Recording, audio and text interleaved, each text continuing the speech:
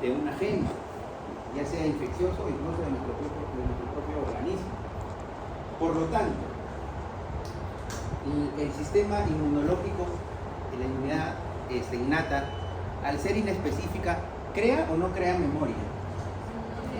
No crea memoria. ¿Quién sí crea memoria? La adaptativa. Muy bien. Entonces, la inmunidad innata, características principales, es inespecífica y viene con nosotros al nacer. Miren lo que les voy a preguntar ahora. ¿Dónde nosotros adquirimos la primera inmunidad innata externa? Porque ya nacemos con algunas cosas, ¿cierto? Pero también puedo adquirir al nacer, ya le dije la respuesta, pero específicamente ¿dónde? En el parto, ¿no? Y doctor, ahí me dirían dos preguntas, una pregunta, si el parto es autóxico o es distóxico. ¿Qué significa autóxico? Parto vaginal. Ahí yo adquiero la primera inmunidad y es muy diferente a la inmunidad de los bebitos que nacen por cesárea, que es un parto distóxico. Entonces ahí hay una gran diferencia. ¿Quiénes de aquí nacieron por parto autóxico? Y distóxico, o sea, por cesárea. Entonces, ven, 50-50. O sea, ya desde ahí hay una gran diferencia con respecto a la inmunidad. Es por eso que no todos reaccionamos igual a una misma enfermedad. Algunos tienen una gripe, le dura 2 días, 3 días. Algunos tienen una gripe, le dura una semana. Y eso es en parte por lo que les acabo de decir, ¿no? El tipo de nacimiento que uno tiene. Ahora, ¿qué más con respecto al sistema inmunitario? Nosotros tenemos bacterias en el organismo, ¿cierto?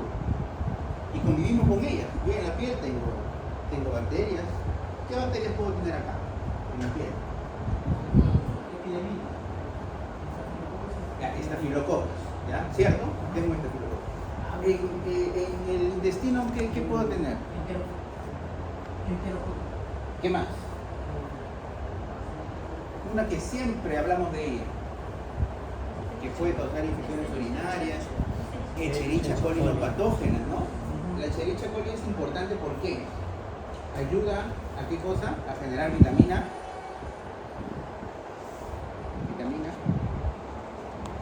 K. Muy bien. Entonces nosotros hablamos de la piel, hablamos del intestino, y de qué más podemos hablar. ¿Dónde más tenemos abundante cantidad de microbiota? Llámese microbiota, que son agentes que nos ayudan a nosotros, ¿no?, a también responder con el sistema inmunitario. Forma parte del sistema inmunitario. ¿Qué me dijiste, Rocha? Por eso, intestino, ¿qué más? En la boca, muy bien, que forma parte también del sistema digestivo. Pero ¿qué más? Hay unos importantes que están olvidando.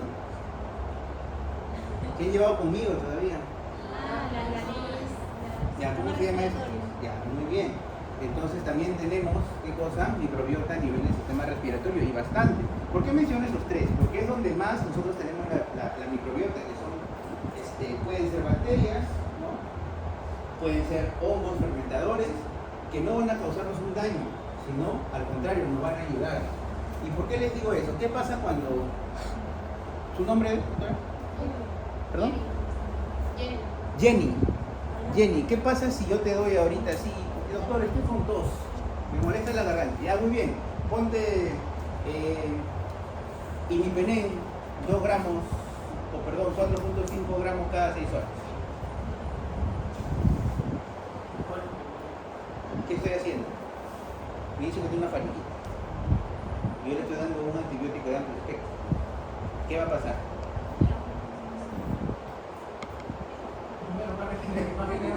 No tengo miedo, dale nomás.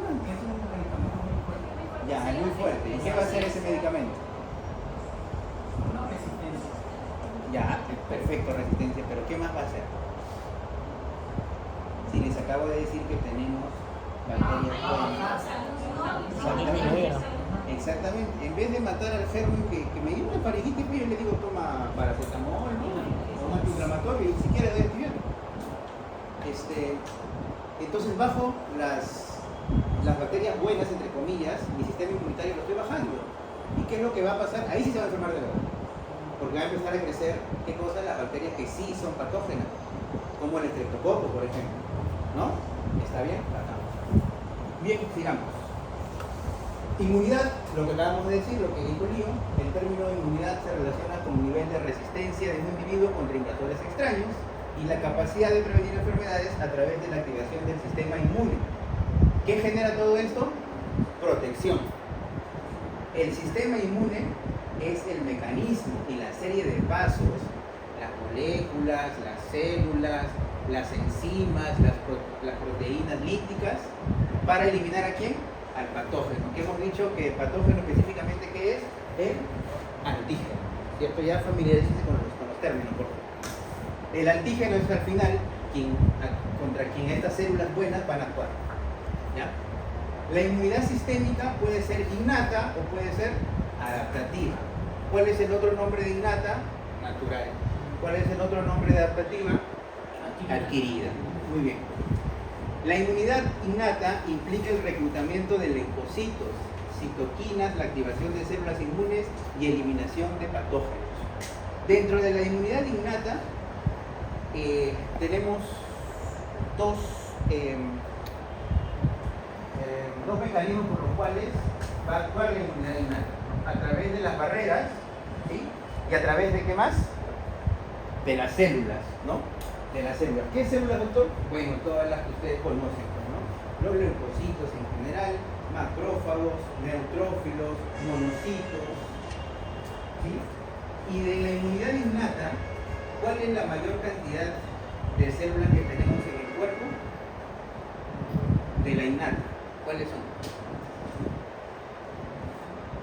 De las que se han mencionado.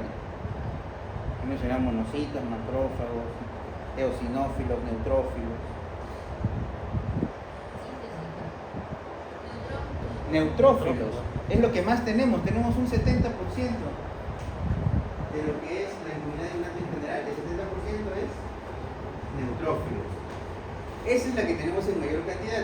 ¿Y cuáles son las células más importantes dentro de la inmunidad innata? Los macrófagos. Y ahí viene otra cosa. El macrófago toma el nombre o tiene un nombre diferente dependiendo del órgano donde va a actuar, ¿cierto? Por ejemplo, Lío, ¿cómo se llaman los macrófagos que se encuentran en el hígado? Tercer año, ¿no? Tercer año, de regreso al primer año. Ya, ¿cómo se llama? Ouch. ¿Tu nombre? Diego. De Kuffer, muy bien. Microglia, el hueso es. ahí El hueso es. osteoclasta. Ya, muy bien. Te falta uno. De la piel, ¿cómo se llama?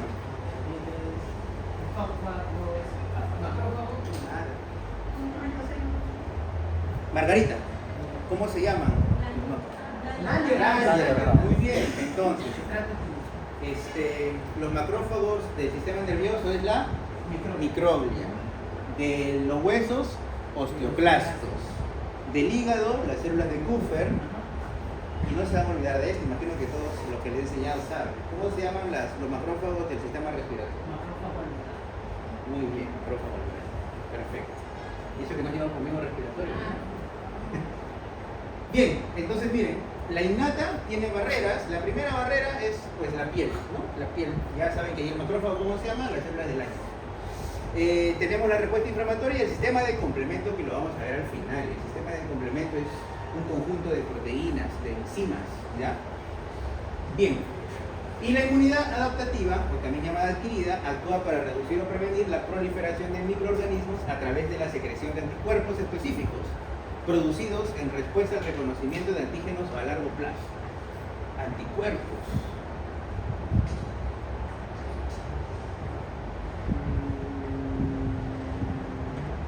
Dime dos anticuerpos.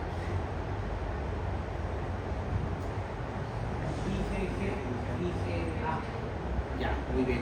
¿Qué más? ¿Quién más sabe? IgM. Ya, Margarita.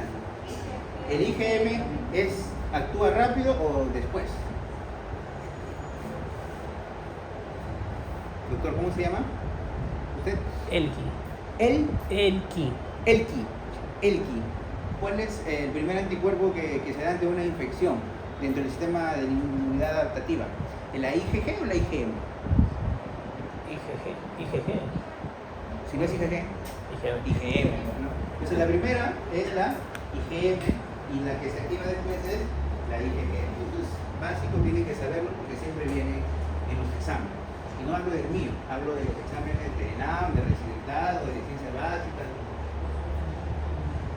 Bien, esto es lo que vamos a ir desarrollando. Ahí está el logro de la sesión, la pueden leer después. El sistema inmunitario, habíamos dicho, ya la definición, ¿no? Es diferente a inmunidad, ¿sí? Y tenemos una respuesta inmuninnata que es la que con la que nosotros nacemos, es la natural, ¿sí? Es donde tenemos acá todas las células, ¿sí? Probablemente todas las células hematopoyéticas, ¿sí? Y tenemos acá la respuesta inmune adaptativa, que es la que se genera posteriormente, ¿no? Y que crea memoria. Por lo tanto, mi segunda pregunta sería, ¿tu nombre? Sí. Cristian, dime una enfermedad que cree memoria inmunológica. Una, de todas.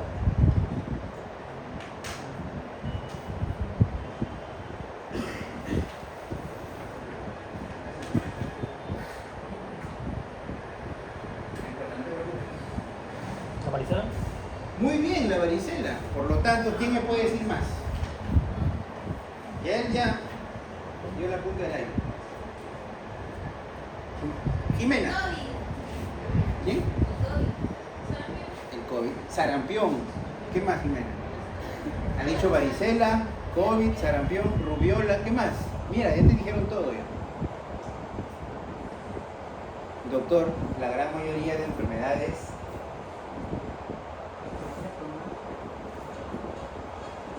¿qué es el sarampión? ¿Qué es la rubiola? ¿Qué es la Virales.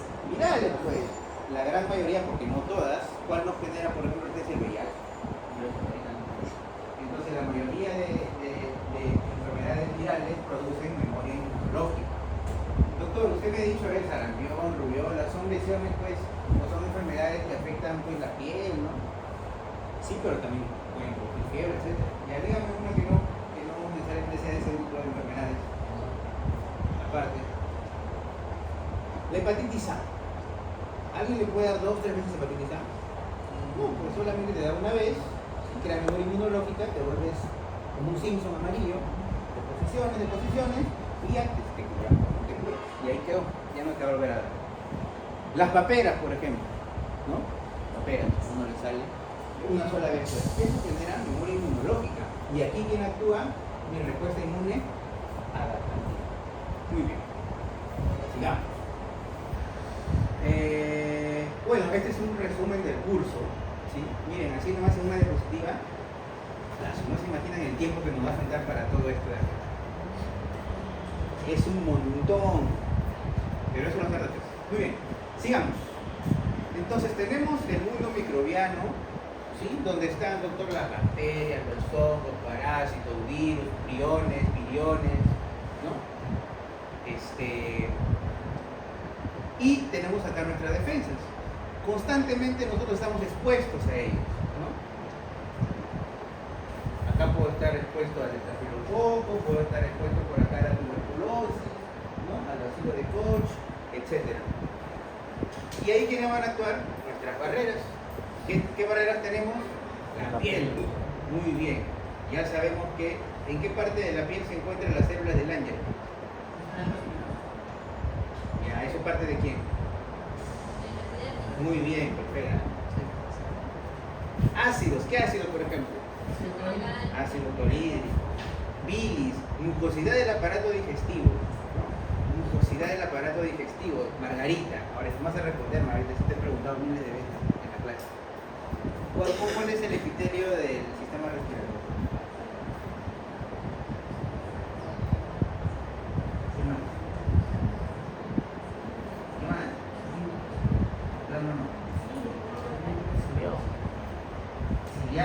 ¿Cómo se llama? Epitelio aliado. Muy bien, perfecto. Acá, no me desconcentramos otra vez.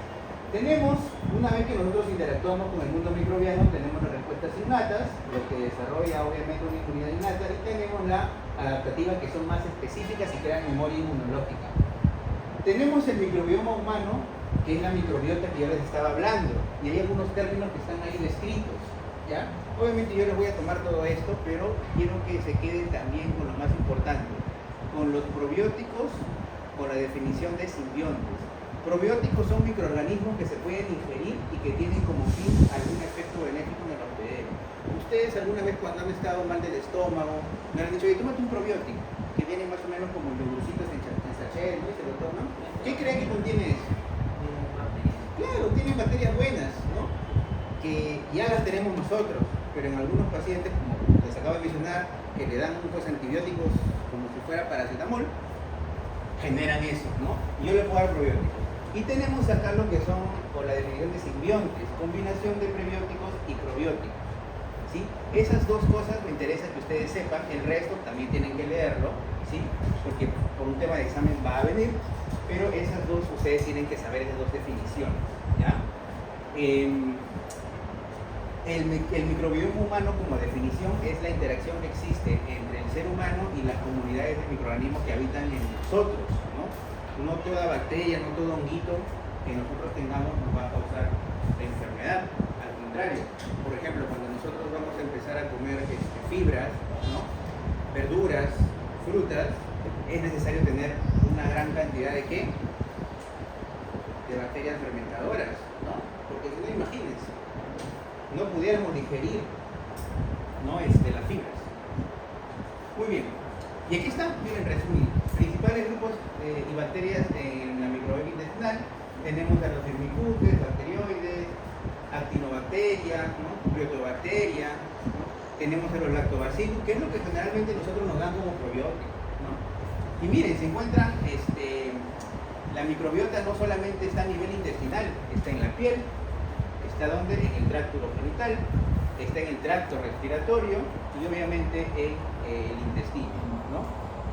Otra cosa que yo quiero que aprendan es el término de disbiosis, ¿no?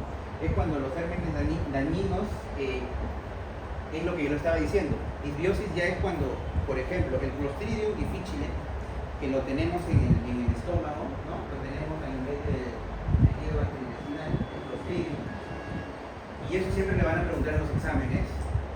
Y siempre viene, ¿no? Paciente, tantos años, que vienen por deposiciones, con dolor intenso a nivel de fosa ilíaca derecha o izquierda, fiebre persistente, paciente estuvo 12 días con tratamiento con colistina.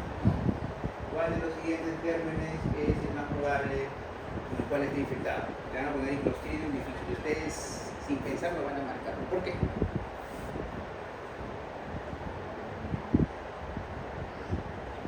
¿Qué marcarías eso? Porque nosotros tenemos el Clostridium difficile.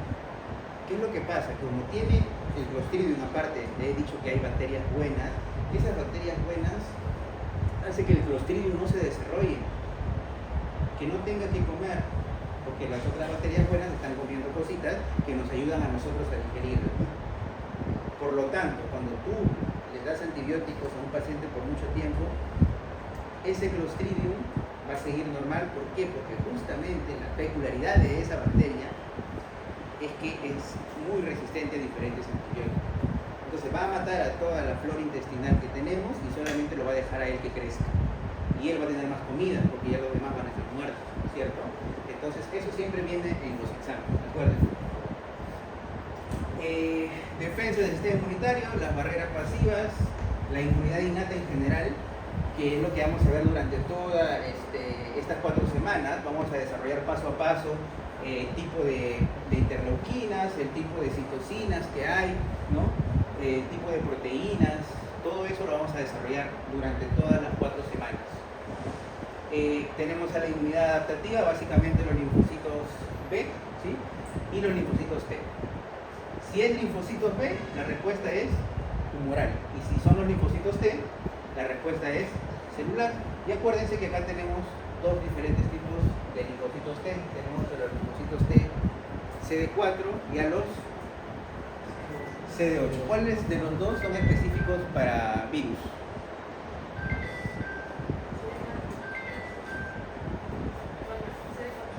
No, si no es CD4, es CD8. El CD8 es específico para los virus, ¿sí? Bien, el término de ozonización también lo vamos a ir desarrollando poco a poco, pero es como marcar a una célula, ¿no? Yo la marco, lo estoy ozonizando. ¿Para qué? Para que venga todo el sistema inmunitario y trate de eliminarlo. Componentes de la inmunidad innata. La respuesta innata es la primera línea de defensa contra patógenos. Participan factores solubles como la citocina, proteínas, además de células conocidas como efectoras, entre las que destacan ¿quién? Granulocitos, mastocitos, macrófagos, células dendríticas, células asesinas naturales que son las NK o natural killer. Doctor, ¿y de dónde vienen todas estas células que usted me está mencionando? Y de algún lado tienen que venir. ¿De dónde vienen? Muy bien, de la médula ósea. Todas vienen de la médula ósea, pero ahí se van a generar de una célula madre. Dime una característica de la célula madre, una nomás.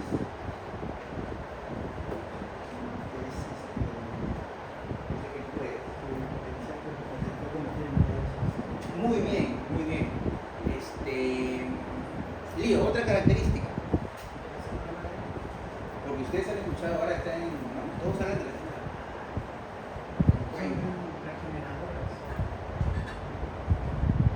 Muy bien. Otro. Ya, muy bien. Sí, efectivamente, ¿no? Se regeneran, son pluripotenciales, pueden reproducirse un millón de veces, y es por eso que actualmente se está estudiando de que algunas enfermedades pueden tratarse con células madre, ¿no?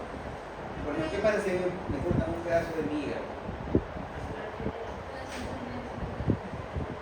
Obviamente ese hígado puede regenerarse, ¿no?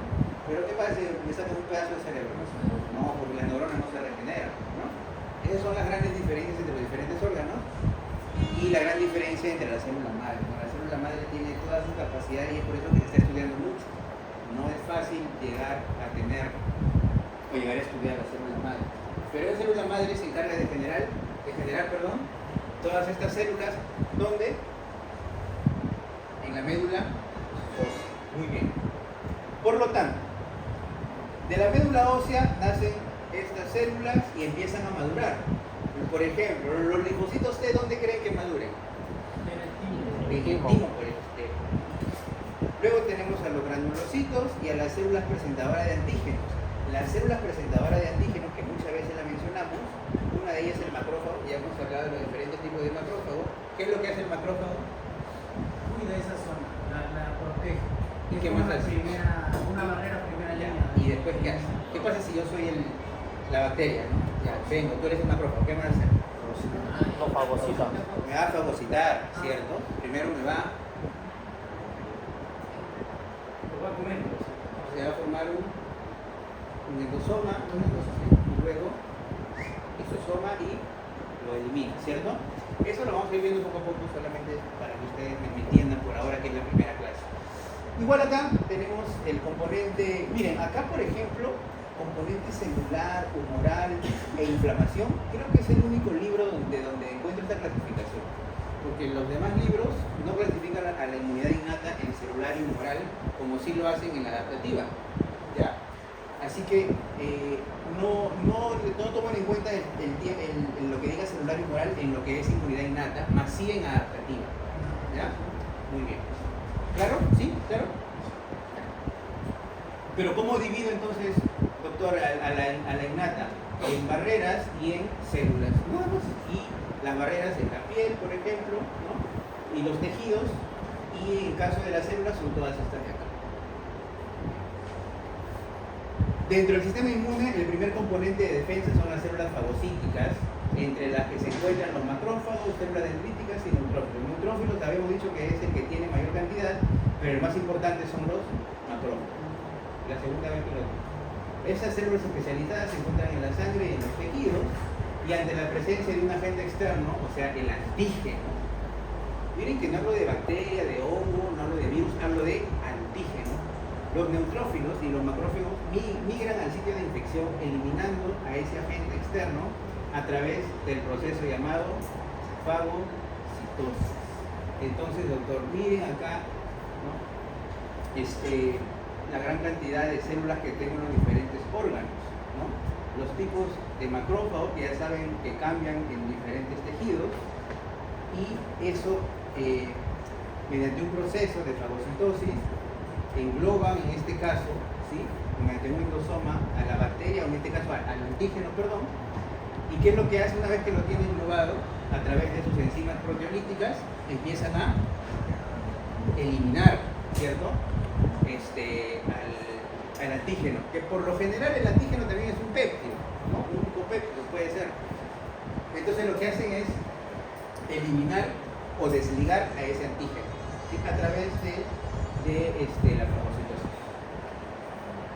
Primera línea de defensa, todo lo que es externo es en primera línea de defensa, la mucosa, la piel, ¿no?, el ácido del estómago, por ejemplo, el epitelio en el intestino, ¿no?, que ya ustedes me han mencionado.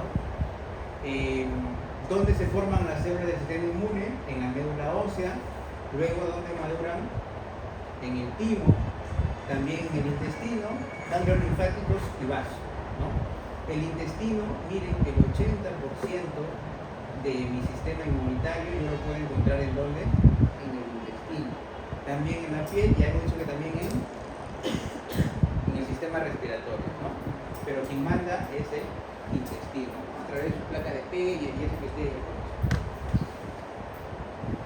La piel como barrera innata, epidermis, dermis, hipodermis, muy bien me respondieron dónde se encuentra la célula de Langerhans, aquí, ¿no?, en la epidermis. Aquí ingresa, por ejemplo, el patógeno, que en este caso sería el antígeno, ¿no? Si todo va bien, se realiza la fagocitosis y se elimina el antígeno. Muy bien. Ahora, obviamente que también puede haber, como ustedes mencionaron, ¿no?, ¿qué es lo que pasa en las enfermedades autoinmunes? Enfermedades netamente inmunológicas, ¿qué es lo que pasa? Autodestrucción del propio cuerpo, el propio sistema inmune ataca el propio cuerpo. Claro, habíamos dicho que el sistema inmune nos defiende, ¿cierto?, contra agentes externos, a veces internos, pero ¿qué es lo que pasa específicamente en el sistema inmunitario? Que es algo similar a lo que pasa en el cáncer. Habíamos dicho que conforme vayamos avanzando, vamos a ver lo que son los receptores, ¿no?, de membrana. Entonces, ¿qué es lo que pasa en las enfermedades autoinmunes? Hay un mecanismo que no sé si ustedes conocen, que es el complejo de histocompatibilidad. Si de repente lo has escuchado, Leo. ¿Ya? Sí, el complejo de histocompatibilidad se encuentra en las membranas y actúan como receptores. Entonces, si una NK o una natural killer reconoce ese MHC, no le va a hacer nada, porque dice, es de nosotros, está bien, hay que dejarlo ahí. Pero ¿qué pasa en el cáncer, por ejemplo? Ese receptor MHC se pierde o es de forma diferente, porque ya está alterado. Entonces mi NK lo va a reconocer como malo y va a empezar a destruirlo. Algo similar pasa con el sistema inmunológico. No se reconoce a los receptores de MHC y por lo tanto empieza a destruirlo, ¿no? Una enfermedad autoinmune, por ejemplo, lupus, AR, etc. Muy bien, perfecto. Eso quería decir. Entonces acá tenemos cómo actúa mi inmunidad innata, ¿no?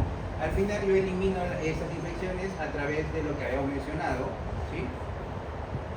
Y finalmente vamos a terminar con el complejo de ataque a la membrana, ¿sí? El sistema del complemento es una red de más de 20 proteínas plasmáticas. Mira, 20 proteínas plasmáticas. Y estas 20, que en realidad son en total 25, tienen nombres. ¿Cómo se van a llamar? Así, mira. C1, C2, C3, C3b, C3a, C5, hasta C9. ¿Ya? Cuando yo ya tengo desde el C1 hasta el C9, todo eso se llama complejo de ataque a la membrana. Y doctor, ¿qué son los C1, C2? Son proteínas, son como enzimas, ¿ya? que actúan como parte esencial de la inmunidad innata para destruir patógenos, opsonizar invasores para su fagocitosis y promover la inflamación. Y tienen diferentes vías de activación. No se preocupen que esto lo vamos a ver en una clase aparte, ¿sí? Vía clásica, vía de unión a lectinas y la vía alternativa. Todos los caminos me conducen a Roma. Todos los caminos va a hacer que se forme el complejo de ataque a la membrana. Por cual fuese el camino, siempre van a formar el MAC. ¿Sí? El MAC.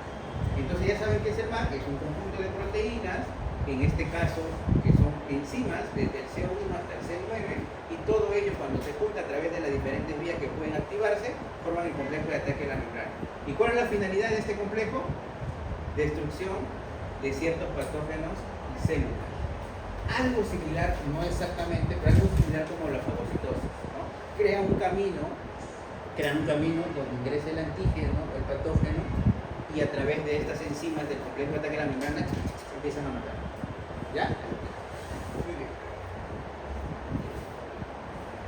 Bueno, cómo se produce la opsonización, la reacción inflamatoria, ¿sí? Y la cetólisis mediada por el complemento. ¿Qué es esto? ¿Qué es esto? Esta parte final es esto de acá. Bueno, yo les había mencionado al inicio de que la Escherichia coli, ¿hasta qué hora tenemos clase? 5:50, tenemos tiempo.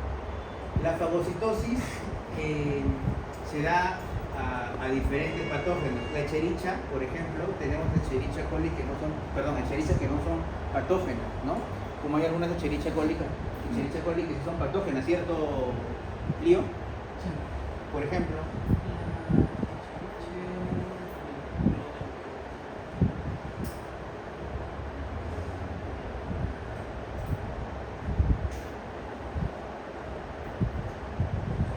¿No has escuchado de la enterhemorrágica, no? La diarrea del viajero. Ya, todas esas son producidas por Escherichia coli patógeno. Entonces, ahí en ese caso yo sí realizo mi fagocitosis, pero en Escherichia coli que no son patógenas, obviamente no, porque me van a ayudar. Y les había dicho que la Escherichia coli me ayuda para producir ¿qué cosa? Vitamina K. Vitamina K. Vitamina K. No te preocupes, en un momento de time me confundí.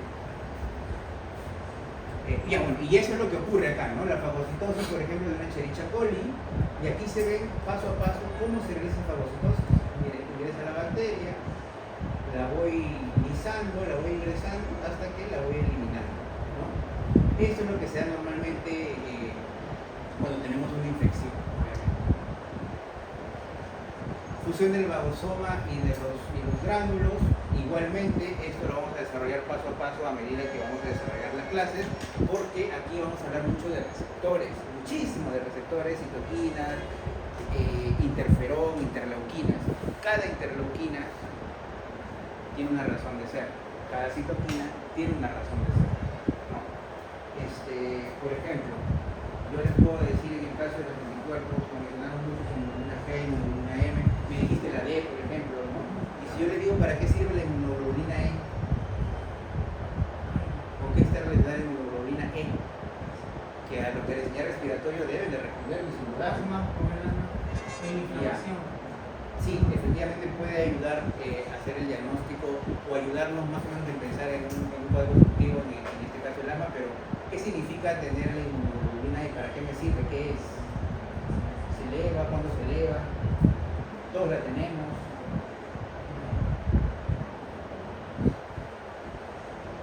Ya hablaron de la M, ya hablaron de la G.